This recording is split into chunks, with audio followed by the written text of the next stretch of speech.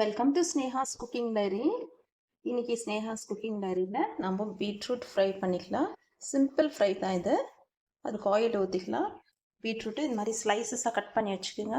இது மாதிரி ஸ்லைசஸாக இருக்கட்டும். ஆயில் ஹீட் ஆனதும் 1 ஸ்மால் அனியன் கட் பண்ணி வச்சுருக்கேன், அதை ஆட் பண்ணிக்கலாம்.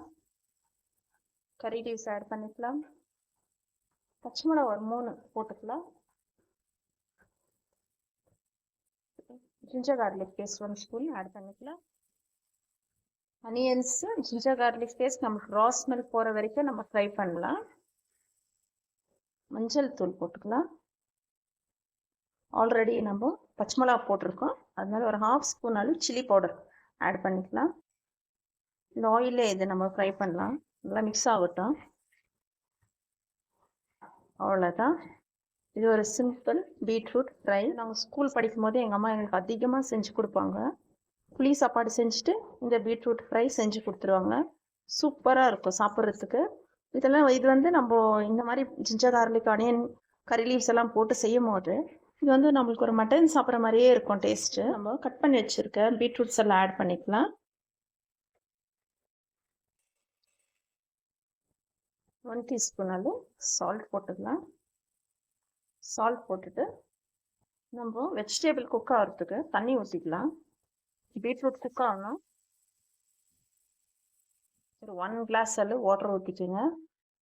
இந்த தண்ணியில் இது நல்லா குக் ஆகட்டும். இந்த தண்ணி இருக்கக்கூடாது, இந்த தண்ணி ஃபுல்லாக ட்ரை ஆகிடணும். அந்த அளவுக்கு நம்மளுக்கு பீட்ரூட் குக் ஆகி வரட்டும். நம்ம ஊற்றி இருக்கிற தண்ணி கொஞ்சம் கூட இருக்கக்கூடாது.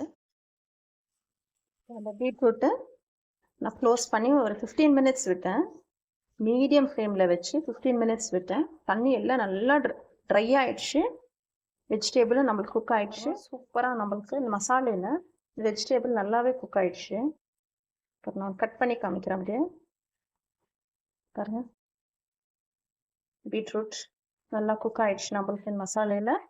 அவ்வளோதான். நம்ம இப்போ இது புளி சாப்பாடு கூட வச்சு சாப்பிட்லாம். புளி சாப்பாடு தான் எனக்கு தெரிஞ்சு. நீங்கள் இதே மாதிரி ட்ரை பண்ணி பாருங்கள். ரொம்ப சிம்பிள் ஆனால் டெலிஷியஸ் ரெசிபி. ஃபைனலாக கொஞ்சம் கறி லீவ்ஸ் போட்டு கார்னிஷ் பண்ணிக்கலாம். ஓகே ஃப்ரெண்ட்ஸ், இந்த மாதிரி ரெசிபி நீங்கள் ட்ரை பண்ணி சாப்பிட்டு எப்படி இருந்துச்சுன்னு கமெண்ட்ஸில் தெரியப்பட்டு. இப்படி வச்சாலே இந்த ஸ்பூன் இப்படி வச்சு ப்ரெஸ் பண்ணாலே காய் வந்து உடையுது. நல்லா குக் ஆகிட்டு இருக்கு. மசாலாலே நல்லா குக் ஆகிடுச்சு. அவ்வளோதான். இந்த சிம்பிள் ஈஸி ரெசிபியோடவே நான் இன்னைக்கு வீடியோ முடிச்சுக்கிறேன்.